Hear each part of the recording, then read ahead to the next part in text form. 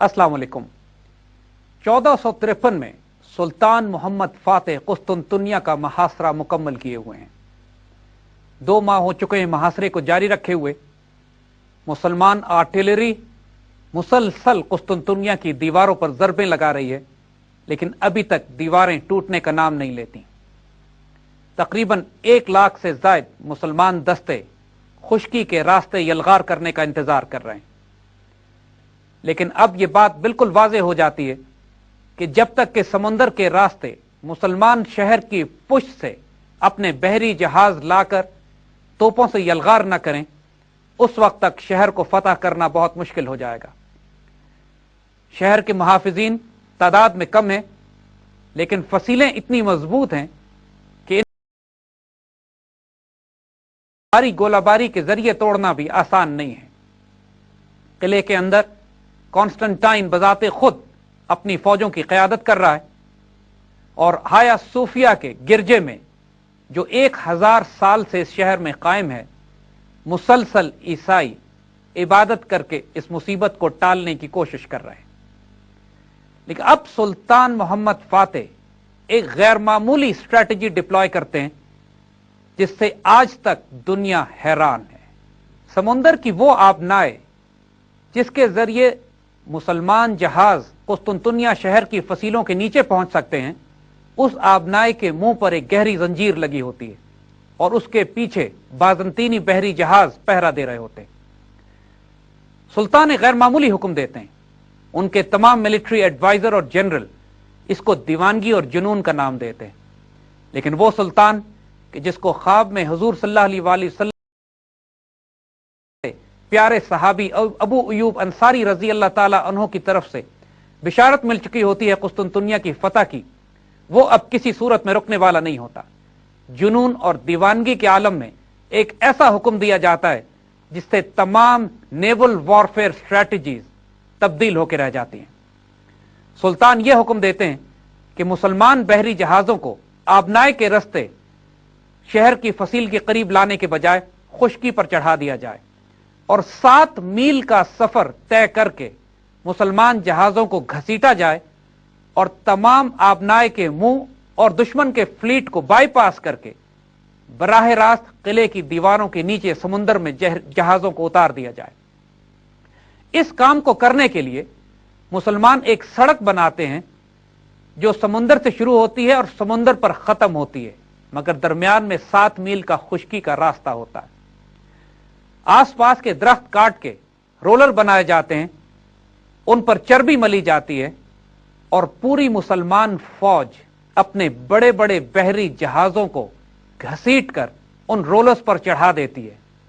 यह किस तरह होता है, आज भी अकल ना मानने को तैयार है ना समझने को। लेकिन यह तारीखी हक कि मुसलमान बहरी बेड़ा लकड़ी के बड़े बड़े रोलर्स पर घसीट कर आबनाए बासफोरस से कुस्तुनतुनिया शहर की फसीलों के नीचे रातों रात उतार दिया जाता है। यह बजाते खुद एक गैर मामूली बात है कि यह सारा ऑपरेशन रात की तारीकी में होता है और सुबह जब बाजंतीनी उठकर समुंदर की तरफ देखते हैं तो वहां तुर्क बहरी बेड़ा उन पर तोपों से यलगार कर रहा होता है। जिस जगह पर मुसलमान बहरी बेड़ा उतरता है वहां पानी की गहराई कम होती है और मुसलमान जहाज निस्बतन छोटे होते हैं उन बाजंतीनी जहाजों के मुकाबले में कि जो बासफोरस के मुंह पर उसका दिफा कर रहे होते हैं। नतीजतन बाजंतीनी बहरी जहाज मुसलमानों को इंगेज करने के लिए किले की दीवारों के करीब नहीं आ सकते। अब उनकी नेवी अपनी जगह पर खड़ी रह जाती है। मुसलमान बाईपास करके किले की दीवारों के नीचे आ जाते हैं और अब 2 अतराफ से किले पर गोलाबारी शुरू होती है। अब कुस्तुनतुनिया के किले के अंदर दहशत फैल जाती है।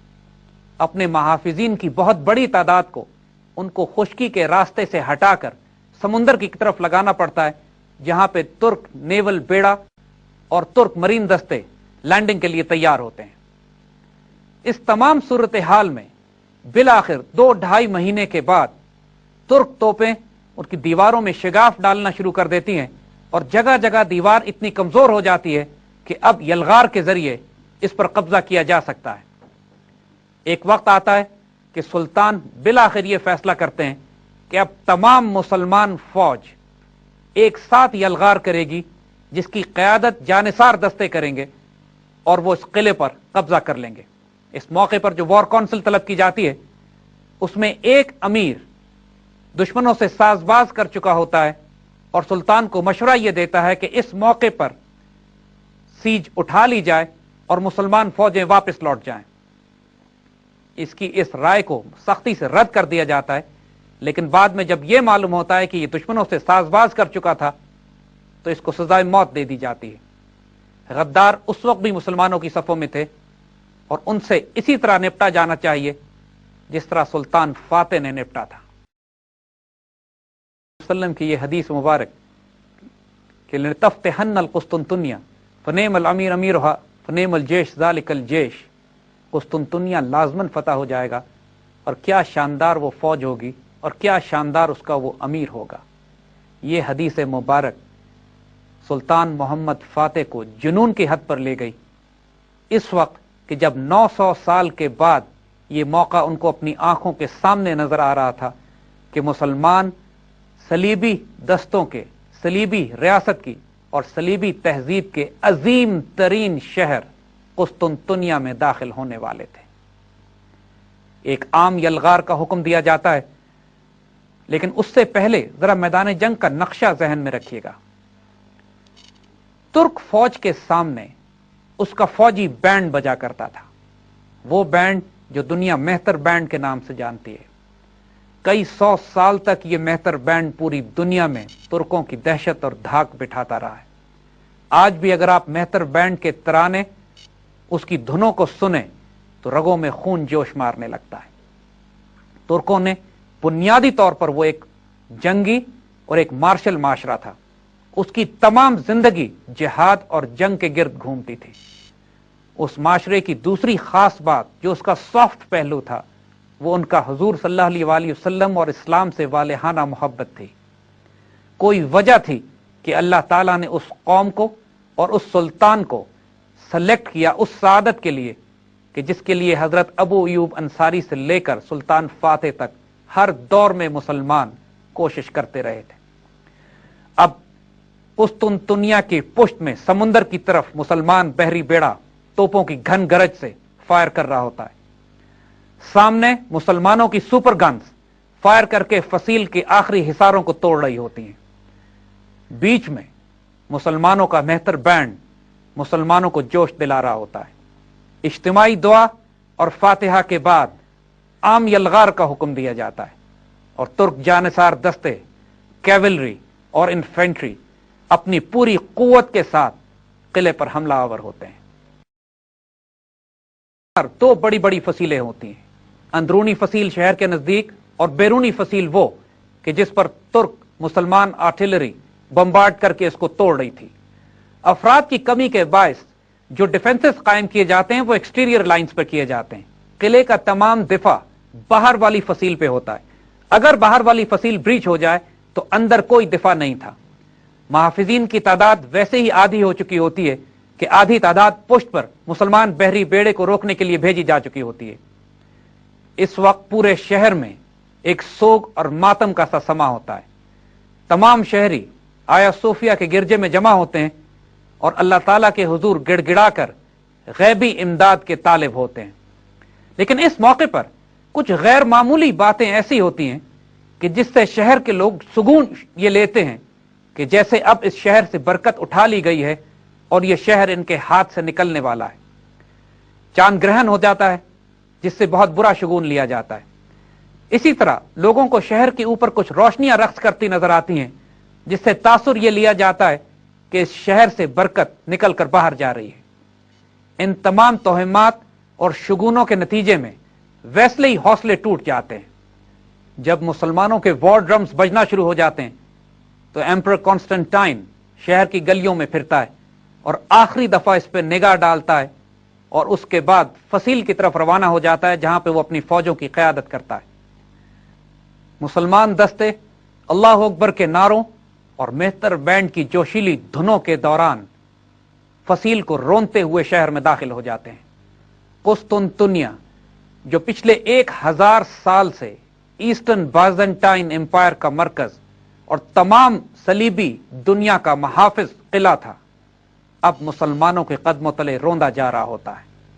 रिचर्ड द लायन हार्ट जब सुल्तान सलाहुद्दीन अयूबी के मुकाबले पर फलस्तीन रवाना होता है तो उससे पहले हाया सूफिया के गिरजे में आकर इबादत करता है। तमाम सलीबी फौजें कुस्तुनतुनिया के रस्ते अनातोलिया में दाखिल होती थीं। अब 1453 में मुसलमान फौजें काउंटर अटैक करके सुल्तान मोहम्मद फातेह की क़यादत में कुस्तुनतुनिया में दाखिल हो जाते हैं। शहंशाह कॉन्स्टेंटाइन अपनी फौजों की क़यादत करते हुए 10 ब10 जंग करता है मुसलमानों के साथ, लेकिन इसके बाद उसका अंजाम पता नहीं लगा, जिससे ये खासी कहावतें ईसाइयों में मशहूर हो गई कि कॉन्स्टेंटाइन को एक संगे मरमर के सतून में तब्दील कर दिया गया और वो इंतजार कर रहा है उस वक्त का कि जब दोबारा ये शहर मुसलमानों के से लेकर ईसाइयों को दिया जाएगा, उस वक्त ये संगे मरमर से दोबारा इंसान बनकर आएगा। इसी तरह जो पादरी था हाया सूफिया के गिरजे का, उसके बारे में भी ये रिवायत मशहूर हो गई कि जो ही मुसलमान गिरजे में दाखिल हुए उसको 2 फरिश्ते उठा के वहां से ले गए, और जब ये इलाका दोबारा ईसाइयों के पास आएगा तो इस पादरी को भी वापस लौटा दिया जाएगा। ये तमाम तोहमात और वहम उस कौम को थे जो ये यकीन करने पर तैयार नहीं थी कि ये शहर अब मुसलमानों के हाथ जा रहा है। सुल्तान ने अपनी एडवांस गार्ड पहले ही शहर में दाखिल कर दी थी और उसकी जिम्मेदारी यह थी कि लूटमार से बचाया कि कहीं हादसातन या जंग के दौरान वो जाया ना हो जाए। पूरा शहर इंटैक्ट मुसलमानों के हाथ में आ जाता है। सुल्तान तमाम शहर को अमान दे देते हैं। शुरू में कुछ बदइंतजामी होती है, लेकिन उस पर जल्दी काबू पा लिया जाता है। जब आया सूफिया के गिरजे में सुल्तान फातिहाना शान से अपने फौज के जर्नैलों के साथ दाखिल होते हैं तो सज्दा शुक्र अदा करते हैं। हुक्म दिया जाता है मौज़िनों को कि बुलंदी पर चढ़कर अजान दी जाए, और पहली मर्तबा इस्लाम के ज़हूर के बाद बाज़ंतीनी सल्तनत के मरकज कुस्तुनतुनिया में अजान दी जाती है। आया सोफिया के गिरजे को मस्जिद में तब्दील कर दिया जाता है और अगले तकरीबन 600 साल तक ये मुसलमानों की मस्जिद का काम देता है। इसकी दीवारों पे तस्वीर पर रंग रोगन कर दिया जाता है और इसके अंदर एक मस्जिद का मंबर ला के रखा जाता है। 1923 में जब खिलाफत का खात्मा होता है तो मुस्तफ़ा कमाल पाशा दोबारा इस मस्जिद को गिरजा तो नहीं बनाता, लेकिन इसको एक अजायब घर में तब्दील कर देता है। आज अगर आप इस्तांबुल जाइए तो आया सूफिया एक म्यूजियम की हैसियत से आपका इस्तकबाल करेगा। इसके अंदर दीवारों पे किया हुआ रंग आहिस्ता आहिस्ता करके हटाया जा रहा है और नीचे से वो तमाम तस्वीर दोबारा जाहिर हो रही हैं जो 1000 साल पहले से इस गिरजे में बनाई गई थी।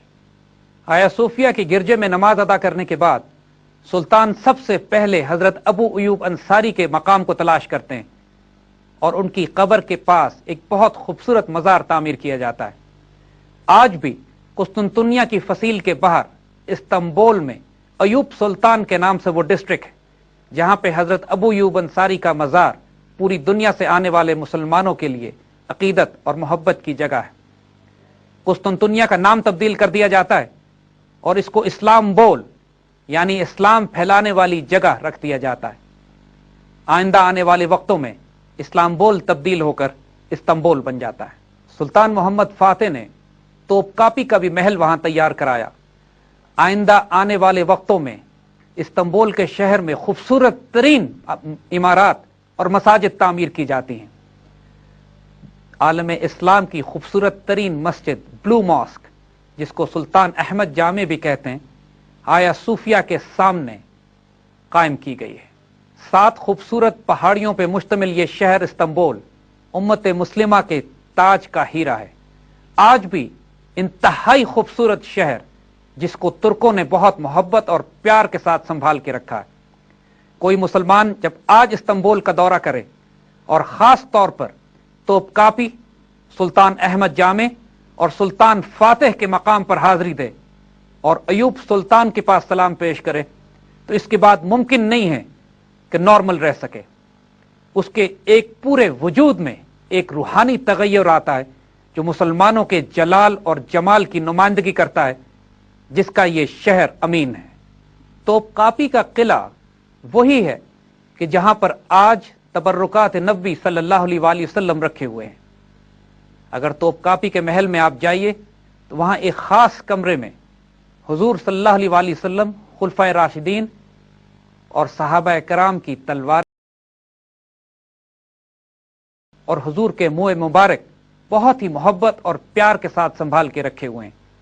पूरी मुसलमान दुनिया उनकी जियारत के लिए तोपकापी आती है। कुस्तुनतुनिया के मुसलमानों के पास चले जाने के बाद पूरे यूरोप में सफ मातम बुझ जाती है। पोप गुस्से में आके एक और क्रूसेड का ऐलान करता है, लेकिन अब यूरोप में इतना दम नहीं होता कि उस्मानी सुल्तानों के खिलाफ कोई फौज इकट्ठी कर सकें। जमीन पर और समुंदर में अब ला इलाहा इल्लल्लाह का परचम लहरा रहा होता।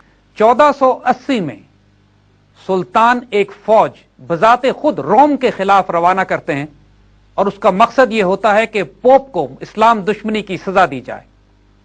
उस वक्त यूरोप में कोई ताकत ऐसी नहीं होती जो इस मुसलमान लश्कर को रोक सके और मुसलमान इटली के साहिल पर उतर जाते हैं। रोम चंद हाथ पे होता है और नजदीक होता है कि तमाम ईसाई दुनिया के चिराग बुझा दिए जाएं कि अब यहां भी कुदरत का हाथ मुसलमानों को रोक लेता है। 1481 ईस्वी में मुसलमान रोम में दाखिल होने वाले होते हैं कि पीछे इस्तांबुल में सुल्तान मोहम्मद फातेह का इंतकाल हो जाता है। तो यहीं रोक दिया जाता है और ये वापस इस्तांबुल लौट जाता है। ये इंतहाई करीब आ चुका था कि दुनिया से ईसाइयत के तमाम मरकज मिटा दिए जाएं। ईस्टर्न बाइजेंटाइन एम्पायर तो पहले ही मुसलमानों के पास थी और वेस्टर्न रोमन एम्पायर, इसका कोई मुहाफिज मुसलमानों और इसके दरमियान मौजूद नहीं था, सिवाय इसके कि अल्लाह ताला ये नहीं चाहता था कि ईसाई दुनिया को जड़ से मिटा दिया जाए, वरना आज यूरोप और वेस्टर्न यूरोप तमाम मुसलमान होता। सुल्तान मोहम्मद फातेह को इस्तांबुल ही में दफन किया गया और इनके मजार के करीब एक इंतहाई खूबसूरत मस्जिद जो बिल्कुल शक्ल व शबाहत में ब्लू मॉस्क या सुल्तान अहमद जामे से मिलती है, तामीर की गई।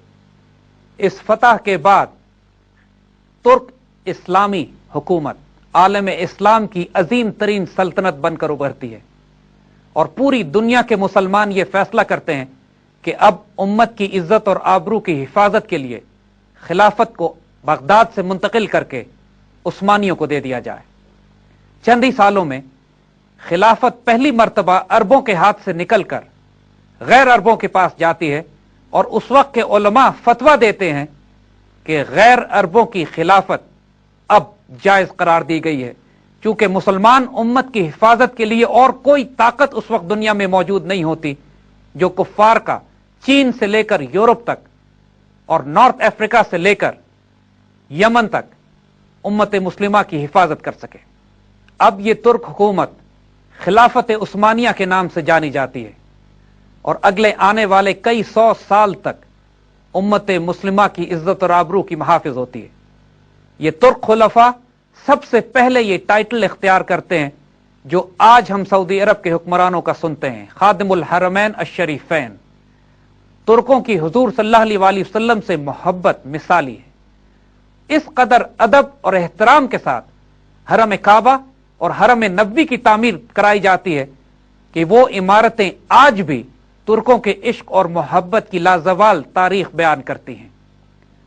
मस्जिद नबवी की तामीर तो इस कदर प्यार से की गई कि एक दो नस्लें लग गई इसमें।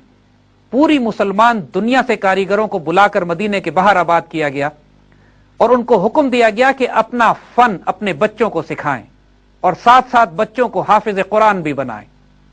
जब वो बच्चे अपना फन सीख गए तो उन बच्चों को मस्जिद नबवी की तामीर पर लगाया गया, इस प्यार के साथ कि वो तामीर के दौरान कुरान पाक की तिलावत करते रहते और हथौड़ों के ऊपर चमड़े लपेटे गए ताकि ठोकने की आवाज से हुजूर सल्लल्लाहु अलैहि वसल्लम को जहमत ना हो। इस अदब और प्यार के साथ तामीर की जाने वाली तुर्क मस्जिद नबवी काबा आज भी अपनी जगहों पर कायम है और इंशाअल्लाह कयामत तक कायम रहेंगे। सुल्तान मोहम्मद फातेह के हाथों फतह किया हुआ इस्तांबुल का शहर आज भी अल्लाह के फजल से मुसलमानों के पास है। پہلی جنگ عظیم میں کمبائنڈ برٹش اور فرینچ فورسز نے قسطنطنیہ پر قبضہ کرنے کے لیے ایک نیول اٹیک کیا تھا، لیکن جس طرح سلطان فاتح کی توپوں نے اس وقت دشمنوں کے فلوٹیلا کو روک کے رکھا تھا، اسی طرح ڈارڈنل اسٹریٹ میں فرینچ اور برٹش جہازوں کو ٹرکش آرٹلری نے ڈبو دیا اور یہ شہر مسلمانوں کے پاس ہی رہا۔ جس طرح مڈل ایجز میں بغداد کی تباہی امت مسلمہ کی سب سے بڑی ہزیمت اور بربادی تھی، اسی طرح قسطنطنیہ کی فتح امت مسلمہ کے لیے سب سے باعزت اور عروج پر لے جانے والا موقع تھا۔ اس کے بعد آنے والے عثمانی سلطانوں نے خلافت کو وسیع کرنے کا کام جاری رکھا اور خلافت عثمانیہ دنیا کی عظیم ترین سلطنت بن کر ابھری، جو روس کے جنوب سے لے کر جبرالٹر تک اور ویانا سے لے کر یمن تک پھیلی ہوئی تھی۔ بعد میں آنے والے سب سے شاندار سلطان سلیمان علی شان تو ویانا کے دروازوں تک جا پہنچے تھے اور قریب تھا کہ ویانا بھی فال ہو جاتا، لیکن یہ وہ آخری حد تھی کہ جہاں تک مسلمان یورپ میں داخل ہو سکے۔ یہ خلافت عثمانیہ کی آخری حد بنی۔ اسی طرح جو نیول فلیٹ تھا عثمانیوں کا، وہ میڈیٹرینین پر حکومت کرتا پھرتا تھا اور عظیم ترین نیول ایڈمرل خیر الدین بربروسا بھی اسی دور میں مسلمانوں کو ملے۔ 16ویں صدی کے یہ تقریباً درمیان کا وقت امت مسلمہ کی 3 بڑی بڑی تہذیبوں کے عروج کا وقت ہے۔ اناطولیہ میں خلافت عثمانی سلیمان علی شان کی قیادت میں اپنے عروج پر تھی، ایران میں صفوی اپنی حکومت کو منظم کر رہے تھے، اور انڈیا میں بابر مغل حکومت کی بنیاد رکھ کر مغلیہ دور کا آغاز کر چکے تھے۔ قسطنطنیہ کی شکست نے یورپ کی بھی ذہن اور فکر کو تبدیل کر کے رکھ دیا تھا، اور جو تبدیلی دنیا میں قسطنطنیہ کے فال کے بعد آتی ہے، اس سے پوری دنیا کی تاریخ اور نقشہ بدل کے رکھ دیا جاتا ہے۔ قسطنطنیہ مسلمانوں کے پاس چلے جانے کی وجہ سے خراسان، ایسٹرن یورپ اور سینٹرل ایشیا کے تمام زمینی راستے یورپینز کے لیے بند ہو جاتے ہیں۔ یورپین اب مجبور ہوتے ہیں کہ چین کی طرف تجارت کے لیے بحری راستے اختیار کریں۔ مجبوراً بڑے بڑے بحری بیڑے تیار کیے جاتے ہیں کہ جو یورپ کے تاجروں اور فوجوں کو لے کر پوری دنیا میں پھیلتے ہیں۔ یہ ایک حادثاتی نتیجہ ہوتا ہے کہ جس کے نتیجے میں یورپین کولونائزیشن کا آغاز ہوتا ہے۔ وہ دنیا کے مختلف علاقوں کو فتح کرتے ہیں اور یورپینز اپنی اپنی کالونیز پوری دنیا میں قائم کرنا شروع کرتے ہیں۔ 1492 میں اسپین فالک ہوتا ہے، غرناطہ کی ریاست بالآخر مکمل طور پر عیسائیوں کے پاس چلی جاتی ہے اور یورپ کے اس حصے سے مسلمانوں کا نام و نشان مٹا دیا جاتا ہے۔ اسپینش انکویزیشن کے ذریعے ایک ایک مسلمان کو ہسپانیہ سے نکال باہر کیا جاتا ہے، اور ساتھ ساتھ بحری بیڑے روانہ کیے جاتے ہیں نئی دنیا کی تلاش میں، اور وہ امریکہ ڈسکور کیا جاتا ہے۔ کولمبس کو نئی دنیا دریافت کرنے کا مشن، اس کا تعلق براہ راست اس بات سے ہوتا ہے کہ اسپین سے مسلمانوں کا اخراج کر دیا جاتا ہے، مگر قسطنطنیہ میں مسلمان یورپ میں داخل ہو چکے ہوتے ہیں۔ آل عثمان تقریباً 625 سال تک بڑی شان سے حکومت کرتے ہیں، لیکن 20ویں صدی کے آغاز میں پہلی جنگ عظیم کے بعد خلافت اسلامی حصے بکھرے کر دی جاتی ہے۔ علامہ اقبال نے بہت دکھ سے اس پہ شعر کہا تھا کہ چاک کر دی ترک نادا نے خلافت کی قبا، اپنوں کی سادگی بھی دیکھ اوروں کی عیاری بھی دیکھ۔ 1923 میں خلافت اسلامیہ کی تباہی کے بعد آج تک امت مسلمہ بغیر خلافت، بغیر مرکز کے ہے۔ مسلمان نیشن سٹیٹس میں تقسیم ہو چکے ہیں اور کوئی روحانی اور سیاسی اور فوجی قیادت کا مرکز نہیں ہے۔ اس صورتحال میں امت مسلمہ کی تمام تر امیدوں کا مرکز اب پاکستان کی اسلامی ریاست ہے، جو مدینے کے بعد ایک دوسری اسلامی نظریاتی مملکت ہے۔ ترک قوم گو کہ ظاہراً اس کو سیکولر بنانے کی ہر ممکن کوشش کی گئی، ابھی تک آتش اسلام اور عشق رسول میں بھڑک رہی ہے، اور یورپ پاکستانیوں کے بعد اگر کسی قوم سے خوف کھاتا ہے تو وہ آل عثمان، وہ ترک ہیں کہ جن کی تلواریں 1000 سال تک امت مسلمہ کی حفاظت کرتی رہیں۔ آج دنیا میں خلافت باقی نہیں ہے، لیکن اگر آپ نے خلافت کا جلال اور جمال دیکھنا ہے تو استنبول جائیے، تبرکات نبوی کی زیارت کیجیے جو آنے والے خلیفہ کے منتظر ہیں، اور جب اس شہر میں جائیں تو ایوب سلطان کے پاس بھی حاضری دیجیے اور اس جنتی سلطان محمد فاتح سے ملنا نہ بھولیے گا۔ اللہ سلطان محمد فاتح پہ اپنی رحمتیں اور برکتیں نازل کرے۔ یہ ان چند خوش نصیب مسلمان سلاطین میں سے ہیں جن کو اپنی زندگی ہی میں حضور صلی اللہ علیہ وآلہ وسلم کی حدیث شریف کے مطابق جنت کی بشارت دے دی گئی تھی۔ امت مسلمہ پہ سلطان فاتح کا بہت بڑا احسان ہے۔